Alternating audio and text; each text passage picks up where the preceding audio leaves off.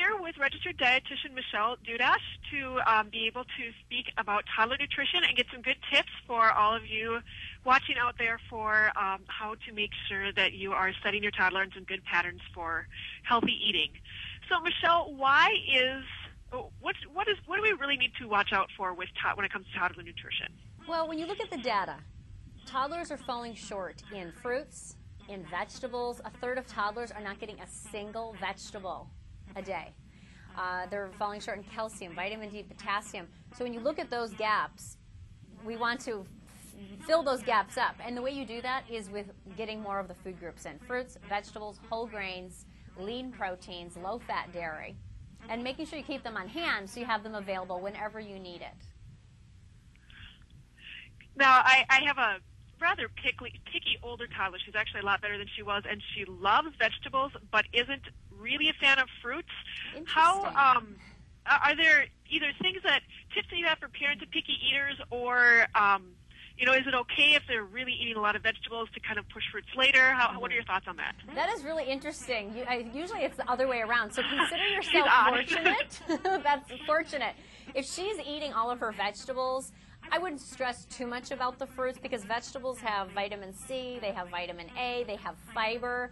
Now, of course, fruits certainly have their benefits as well, but I wouldn't stress too much about it. She'll probably come around. Maybe does she like other sweet foods or she doesn't like sweet foods? She actually likes salty and spicy foods. Okay, so that's her taste preference. So I wouldn't stress too much, but you can still have it available, and some days she might just decide to give it a try. How can we as parents make sure that we're setting good examples for our children? Setting a positive example is so important. In fact, it's one of the most important things you can do. I can tell you, I have a 3-year-old, and some of her favorite foods are edamame and hummus. Why? Because those are the foods that she sees me eating regularly. So, of course, they might not pick up on every single food that we eat, but the more exposure they have to a variety of nutritious foods, the better chances of them eating it. So what do you think are some of the reasons why toddlers right now are getting so few vegetables or so few healthy foods? I think it's a combination of things. People are so on the go, and there's not always healthy options available. People are busy. Some moms just give up. They think, oh my gosh, my kid's driving me crazy. They won't eat the food that I give them. But keep this in mind. It takes 8 to 10 exposures before a child will even decide if they want to try it or not. So a big piece of advice is just to not give up and keep trying. And then the other thing is, since we're all so busy, it's so important to make sure you do spend a little time when you can for that healthy grocery list, because when you have all those snacks available, you don't have to use the drive-thru. You don't have to resort to those vending machines. So some on-the-go snacks that are great are fresh fruits. Have that bowl on the counter. Have low-fat cheese sticks.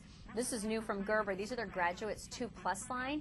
I love these. These are their dippers. These are little whole grain biscuits. They're so cute. How cute are these? Little hands can just dip into this fruit. Kids love this. So that's a portable snack. Have nuts and seeds available. When they turn 3, they can start enjoying nuts and seeds. So the portability is key. And I know my daughter loved the idea of dipping foods when she was little. Anything she could dip into anything else. That's how she ate all of her food. Oh, my daughter's the same way. Another thing she loves, these are the Kids Selects. These are grilled chicken nuggets. She loves these. They're bite-sized. She can just dip away into her little things. And these are really cool because these are meal components. And so you can mix and match to build a meal, or you can just grab 1 or 2 of these and just incorporate them into whatever else you're serving for dinner that night at the table. So the child can start to get involved with the dinner process with the rest of the family, and some foods will be familiar. You can incorporate new foods as well. And eating with the rest of the family brings up another interesting question. Obviously, toddlers have smaller bodies. What are some ways that parents can make sure that they're feeding appropriate portion sizes and know when their toddler is ready to be done? Well, a good rule of thumb to keep in mind is that toddlers require about 1,000 calories per day. Compare that to what we need as adults. Most of us need about 2,000 calories a day, so it's about half. So if you figure what an adult portion size is, cut it in half, that's appropriate for a toddler. Now, if they're still hungry and they ask for more and it's a nutritious food, by all means give them more, because their calorie levels can fluctuate. They go through growth spurts. Some days they'll eat more than other days. So don't don't fret if they don't finish everything on their plate. And certainly we don't want to force them to finish those last few bites, because that can lead to excess calorie intake, and over time that can lead to weight gain. So that's important to keep in mind. I know that's one thing we've definitely done with our kids when they're done with when they're done with their snack, or they want more. If they're hungry enough for carrots and green beans, which are actually some of their favorite foods, oddly enough, then we know that they're really hungry. And if they're not hungry enough for that, then they're probably not. That's true, and that's a good technique to use, because sometimes if my daughter, the daughter of a nutritionist, she'll say, "Mommy, I want potato chips." Once in a while, they make their way. If it's a holiday, they make their way into my house. But I want potato chips. I said, "Well, you get one treat for the day, so is this worth it or not? How about some apple slices?" And she'll decide. You give them a choice, and they'll decide when they want to use that treat, or if they're even hungry. Sometimes, if it's just potato chips, they won't eat apples, they might not be that hungry. So that's another good technique. And that's a good adult technique, too. If you're hungry enough to eat the apple slices, then you're truly hungry instead of potato chips. And also, when it comes to nutrition, when is a good time to start talking to your kids about nutrition, about healthy foods, and why we eat healthy foods?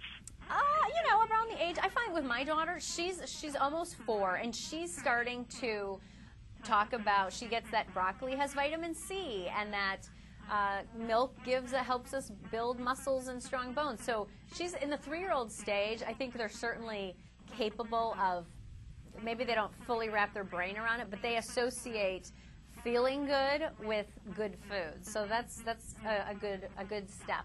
But what they see is also important, and that starts even earlier, around age 2. Okay. Yeah. Well, thank you very much, Michelle. Are there any other places that we can go for information or final tips you want to leave with us? Yes, definitely check out Gerber's Facebook page. You'll find coupons and more great information on the tips we talked about today. All right. Thank you very much for your time. Thanks, Becca. Take care.